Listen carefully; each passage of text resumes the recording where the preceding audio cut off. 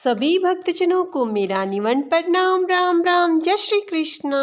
पूनम सिहा की दुनिया में आप सभी का बहुत बहुत स्वागत है। भक्तजनों, हम जम सागर का पाठ कर रहे हैं।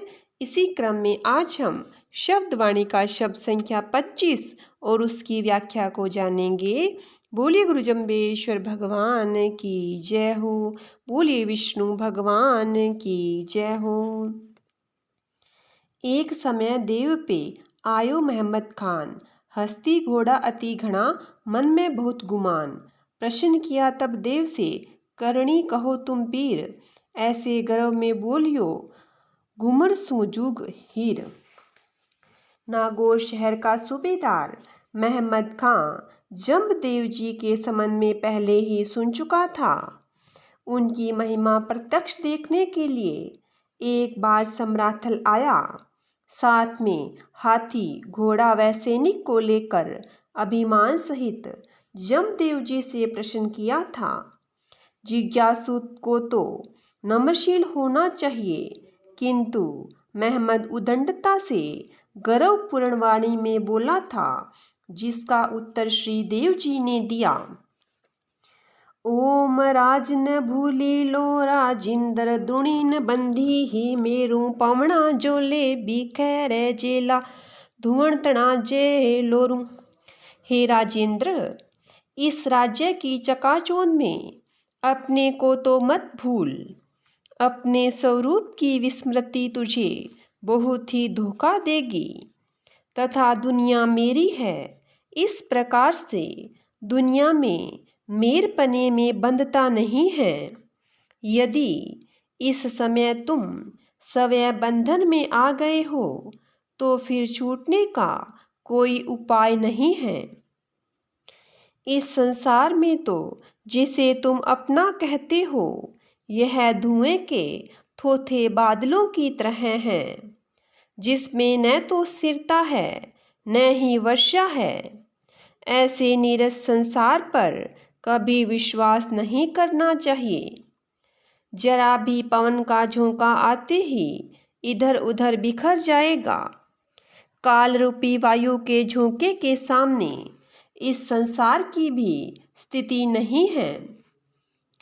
वो लस आबे तरणा लहलोरू, आडाडंबर केती बारे विलंबन, यो संसारे अनेहू।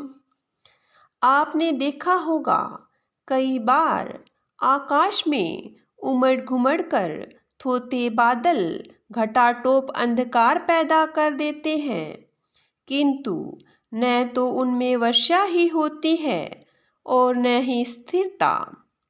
जरा भी हवा चलने से बिखर जाते हैं। ठीक उसी प्रकार से ही यह संसार की मोह माया थोड़े दिनों के लिए ही आती है और अपनी चकाचौंध दिखला देती है, किंतु वास्तविकता से बहुत दूर की बात है। वह माया आती है तो सुख का आभास करा देती है और तुरंत चली जाती है तो दुख पैदा कर देती है। यह किसी की भी नहीं है। जो इससे स्नेह करके अपना समझेगा, वह सदा ही धोखा खाएगा, क्योंकि स्नेह न करने योग्य माया से स्नेह करता है। भूला प्राणी विष्णु ने जम्प्यो, मरण बिसारो हो केहूँ। मोह माया में भटके हुए प्राणी ने परमात्मा विष्णु का स्मरण तो किया नहीं और सदा ही यहाँ पर अजर अमर होकर रहने की ठान ली है। उस अवश्यम भावी मृत्यु को भूल गया है। यही गलती मानव करता आ रहा है। महादेखता देव दाणु सुर ने रे खीणा, जम्बू मचेर चीन रही बाहाथ्यूं। देव, दानव, मानव आदि इस संसार में अनेक आए और चले गए। ऐसा मैंने प्रत्यक्ष देखा है और अब भी देख रहा हूँ कि उसी गति से अब भी आ रहे हैं। इस जम्बू द्वीप में तो अब तक कोई स्थिर नहीं रह सका है। स्थायी रहने के लिए किए गए सभी प्रयत्न विफल हो गए हैं। नदिये नीर न छीले रे प्राणी धुवन तना जे में हूँ। जिस प्रकार से नदी का जल स्थिर नहीं हो सकता, वह तो बहेगा ही, और छीलर अर्थात तालाब का थोड़ा पानी भी नहीं टिक सकता, तथा ओस की वर्षा भी सूर्य की किरण एवं वायु के सामने स्थिर नहीं रह सकती, उसी प्रकार से यह संसार तथा सांसारिक धन संपत्ति भी स्थिर नहीं है, कर्म और काल के अधीन है। हंस उडाणो पंथ विलंब्यो आशा सांस निराश भइलो।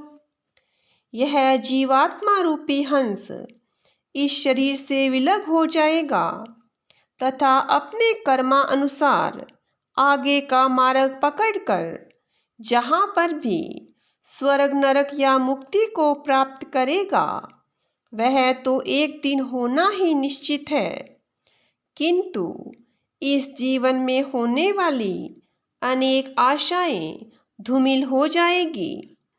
अंतिम समय में तो आशाओं से निराश होकर अपने जीवन का सुधार करें। आशा पास क्षत्रिय वर्धा काम क्रोध परायणा। गीता। तांछे होइसी रंड निरंडी ही देव पवना झोले बिखरे जेला गेण विलंबी ही खेऊ। जब यह जीवात्मा शरीर से निकलकर गमन कर जाएगी, तब यह सौभाग्यवान तुम्हारा शरीर विधवा हो जाएगा। जिस प्रकार से आकाश में उठे हुए धूल के कण भी हवा चलने से बिखर जाते हैं, उसी प्रकार से यह जुड़ा हुआ पंचभौतिक शरीर भी बिखर जाएगा।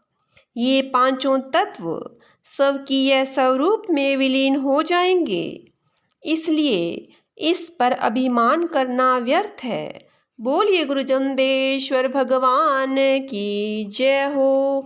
बोलिए विष्णु भगवान की जय हो। नारायण नारायण नारायण नारायण।